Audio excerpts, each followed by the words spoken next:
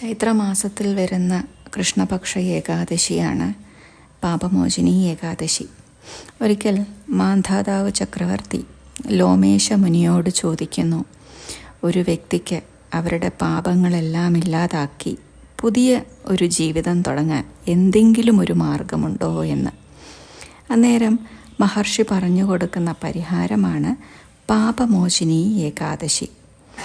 ബ്രഹ്മഹത്യ പോലുള്ള മഹാപാപങ്ങളിൽ നിന്ന് വരെ നമുക്ക് മുക്തി നേടിത്തരുന്ന, നമ്മുടെ സങ്കടങ്ങളും മാനസികമായ ശാരീരികമായ ക്ലേശങ്ങളെല്ലാം അകറ്റി ശ്രേഷ്ഠമായ ജീവിതമുണ്ടാകാനും ശ്രേഷ്ഠമായ ചിന്തകളുണ്ടാവാനും സമാധാനപരമായ ഒരു ജീവിതമുണ്ടാകാനും അതുവഴി സാധിക്കും.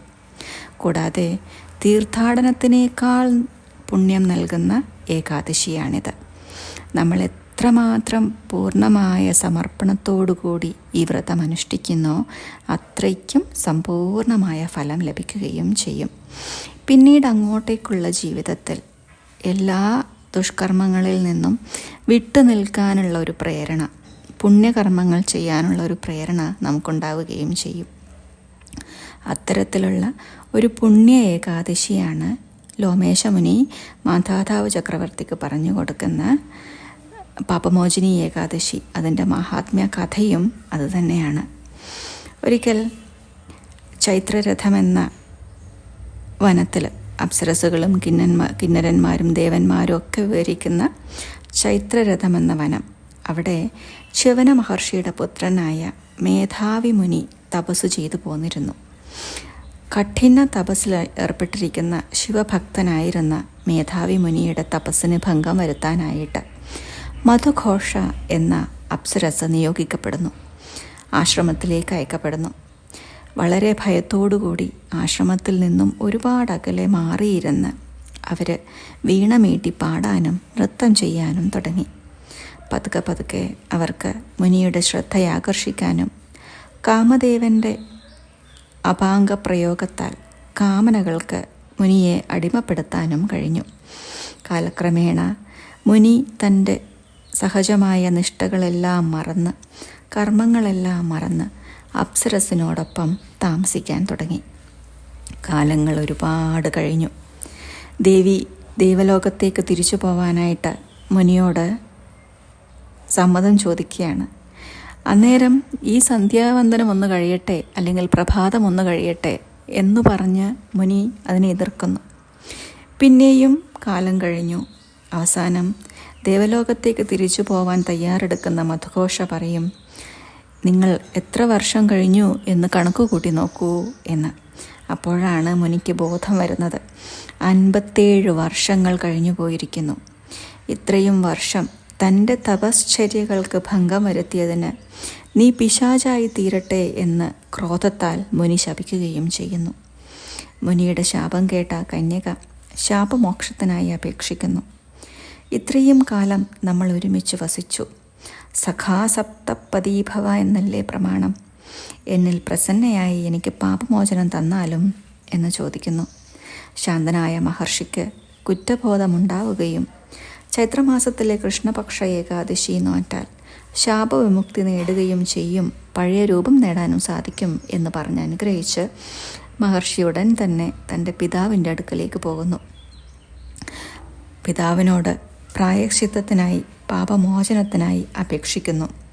അന്നേരം ച്യവന മഹർഷിയും പറഞ്ഞു കൊടുക്കുന്ന പരിഹാരം ഇതുതന്നെയാണ്, പാപമോചന ഏകാദശി വ്രതാനുഷ്ഠാനം. അങ്ങനെ പിതാവിൻ്റെ ഹിതമനുസരിച്ച് മേധാവി മുനി ഏകാദശി വ്രതം അനുഷ്ഠിക്കുകയും പാപമോചിതനായി വീണ്ടും തൻ്റെ തപശ്ചര്യകളിൽ വ്യാപൃതനാവുകയും ചെയ്തു. അതേസമയം മധുഘോഷയും പാപമോചിനി ഏകാദശി വ്രതം നോറ്റ് ശാപവിമോചിതയായി പിശാചത്വമൊഴിഞ്ഞ് പൂർവ്വരൂപം പ്രാപിക്കുകയും സ്വർഗത്തിലേക്ക് തിരിച്ചെത്തുകയും ചെയ്തു എന്നാണ് കഥ. ശ്രീകൃഷ്ണ ഭഗവാനാണ് ഈ കഥ ധർമ്മജന് പറഞ്ഞു കൊടുക്കുന്നത്. മനുഷ്യർക്ക് മഹാപുണ്യങ്ങൾ നൽകുന്ന, മഹാപാപങ്ങൾക്കെല്ലാം പരിഹാരം നൽകുന്ന ഒരു ഉത്തമ വ്രതമാണിത്. കൂടാതെ ഈ കഥ കേൾക്കുകയോ ചൊല്ലുകയോ ചെയ്താൽ തന്നെ 1000 പശുക്കളെ ദാനം ചെയ്ത ഫലം ലഭിക്കുകയും ചെയ്യും എന്നറിയിക്കുകയും ചെയ്യുന്നു. ഇത്രയും പുണ്യമായ ഈ ഏകാദശി ഇപ്രാവശ്യം 2 ദിവസങ്ങളിലായിട്ടാണ് വരുന്നത്. മാർച്ച് 25, 26. വൈഷ്ണവ ഏകാദശി വരുന്നത് 26 തീയതി ബുധനാഴ്ച വ്രതമനുഷ്ഠിക്കുന്നതാണ് ഏറ്റവും ശ്രേഷ്ഠം. ഏകാദശിയും ദ്വാദശിയും ഒന്നിച്ചു വരുന്ന പുണ്യദിനമാണെന്ന്. എന്നിരുന്നാലും UAE പോലുള്ള വിദേശ രാജ്യങ്ങളിലെല്ലാം തന്നെ ഏകാദശി ഒരു ദിവസം മാത്രമേ വരുന്നുള്ളൂ. അത് മാർച്ച് 25 തീയതി ചൊവ്വാഴ്ചയാണ്. ദശമി ദിനത്തിലും ദ്വാദശി ദിനത്തിലും ഒരിക്കൽ ഊണെടുത്ത് ഏകാദശി ദിനത്തിൽ പൂർണ്ണമായ ഉപവാസം അനുഷ്ഠിക്കാൻ സാധിക്കുന്നവർ അതുപോലെ തന്നെ വ്രതമനുഷ്ഠിക്കുക. അതല്ലാത്തവർക്ക് ജലം മാത്രം കുടിച്ചോ, പഴച്ചാറുകൾ മാത്രം കുടിച്ചോ, അല്ലെങ്കിൽ പഴങ്ങൾ പച്ചക്കറികളൊക്കെ കഴിച്ച് ഇതൊന്നും സാധിക്കാത്തവർക്ക് ഒരു നേരം ധാന്യങ്ങൾ ഒഴിവാക്കിയുള്ള ലഘുഭക്ഷണം മാത്രം കഴിച്ചും വ്രതം അനുഷ്ഠിക്കാവുന്നതാണ്.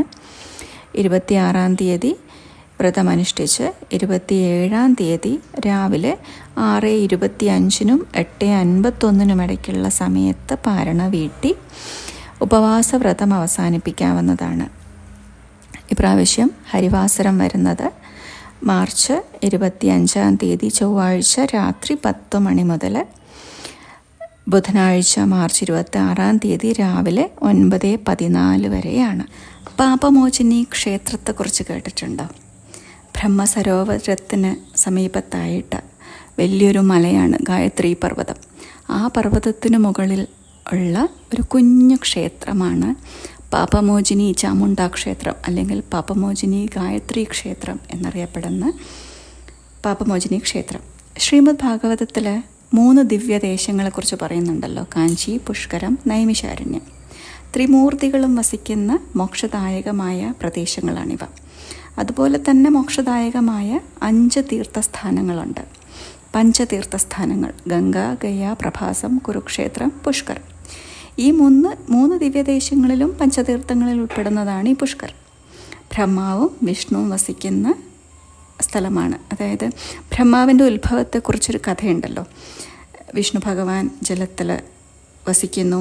അദ്ദേഹത്തിൻ്റെ നാഭിയിൽ നിന്നും ഒരു താമര ഉണ്ടാവുന്നു. ആ താമരയിൽ ബ്രഹ്മാവ് അവതരിക്കുന്നു.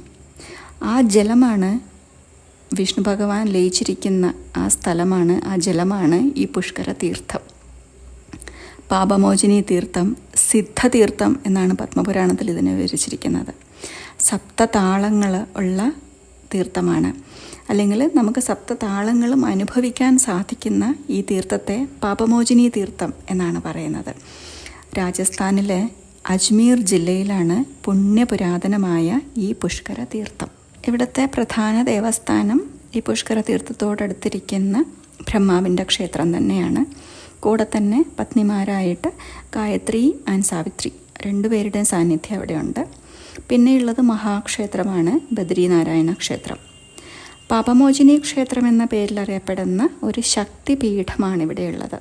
സതീദേവിയുടെ മണിബന്ധം വീണു എന്ന് വിശ്വസിക്കുന്ന ഈ ക്ഷേത്രം സ്ഥിതി ചെയ്യുന്നത് മലയുടെ മുകളിലാണ്. അതായത് നേരത്തെ പറഞ്ഞ ഗായത്രി പർവ്വതത്തിൻ്റെ മുകളിൽ കുത്തനെയുള്ള പാറക്കെട്ടുകൾ അടുക്കി വെച്ചിരിക്കുന്ന പോലെയുള്ള മല, അതിൻ്റെ മുകളിലുള്ള ഒരു കുഞ്ഞു ക്ഷേത്രമാണ് പാപമോചിനി ഗായത്രി അല്ലെങ്കിൽ പാപമോചിനി ചാമുണ്ഡ ക്ഷേത്രം.